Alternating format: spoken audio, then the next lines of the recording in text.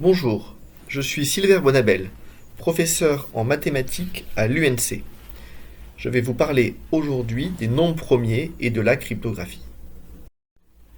Qui est cet homme? Est-ce que certains d'entre vous le reconnaissent? Eh bien, il s'agit de l'image que l'on se fait d'Euclide, grand mathématicien grec qui vivait 300 ans avant Jésus-Christ et qui a beaucoup fait pour les nombres premiers notamment. Pour commencer, définissons les nombres premiers. Un nombre est premier si ses seuls diviseurs sont 1 et lui-même. Faisons un petit exercice. Vous êtes dans un amphithéâtre, vous pouvez bien faire un petit exercice. Ces nombres sont-ils premiers? Commençons par 2. 2, il est divisible par 1 et par lui-même. Il n'y en a pas d'autre. Il est donc premier. 3. 3 est divisible par 1. 3 est divisible par 3, par lui-même, évidemment. Est-ce qu'il est divisible par un autre nombre? Il n'y a que 2 comme possibilité, mais 3 divisé par 2, ça fait 1,5. Et donc on voit qu'il n'est pas divisible par 2.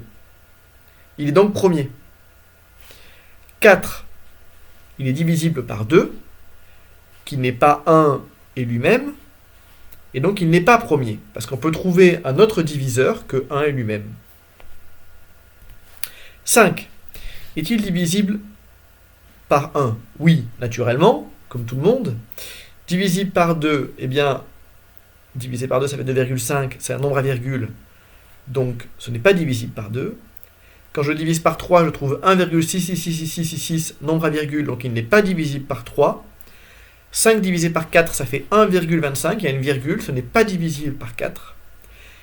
Et donc, c'est bien un nombre premier. Il est divisible que par 1 et par lui-même. On dit que ce sont les atomes des nombres. Pourquoi? Eh bien, regardez au-dessus, les nombres qui sont en bleu sont des nombres premiers. Les nombres qui sont en noir ne sont pas premiers. Par exemple, 18 est divisible par 2, et donc il n'est pas premier. Prenons un exemple. 18, il s'écrit comme 3 fois 6. Ça, si vous vous souvenez de votre table de multiplication, vous devez vous en rappeler. Et 6, ça peut s'écrire comme 3 fois 2. Et donc 18, c'est 3 fois 3 fois 2. Et donc il s'écrit comme un produit de nombres premiers. Des nombres premiers, des nombres bleus là, qui sont multipliés les uns avec les autres. Si je prends 30 par exemple, je peux dire que 30 c'est 10 fois 3. 3 c'est premier, mais 10, je peux le réduire en disant que c'est 2 fois 5. Et j'obtiens à nouveau un produit de nombres premiers. 2 fois 5 fois 3. Et puis si je prends 17 par exemple, eh bien 17 il est premier. Donc je n'arrive pas à le décomposer en des atomes plus petits. 17 c'est 17 fois 1. Pendant longtemps, l'étude des nombres premiers est apparue comme relevant des mathématiques pures.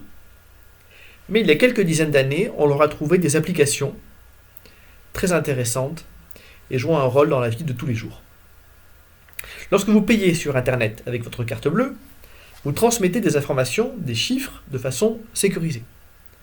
Et pour cela, vous utilisez des algorithmes de cryptographie qui eux-mêmes utilisent des résultats de théorie des nombres. Je vais laisser le commandant Matthias Weingart vous en dire plus sur les applications à la cryptographie, mais juste avant cela, je vais vous donner un exemple d'algorithme très connu qui utilise des nombres premiers pour la cryptographie.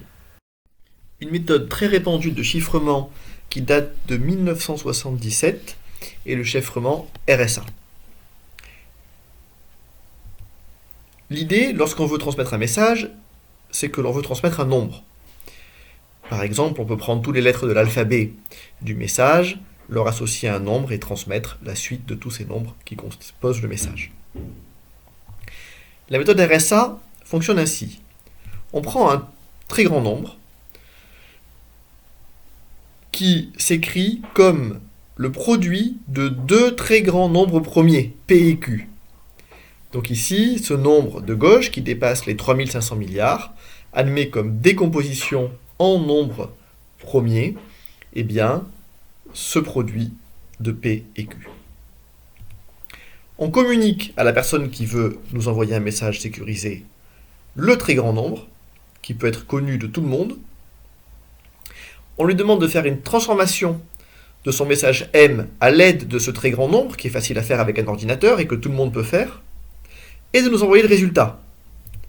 Ensuite, celui qui connaît P et Q, les nombres premiers qui composent le très grand nombre, arrive facilement, grâce à un théorème d'arithmétique dû à Pierre de Fermat, mathématicien des années 1600, à retrouver le message M à partir de ce qui a été envoyé. Ceux qui ne connaissent pas la décomposition en facteurs premiers P et Q du très grand nombre sont bien incapables de retrouver le message initial. C'est pour cela qu'il y a aujourd'hui de la recherche pour essayer de trouver des nombres premiers toujours plus grands. Je vous remercie pour votre attention et je vous souhaite une excellente nuit de la science.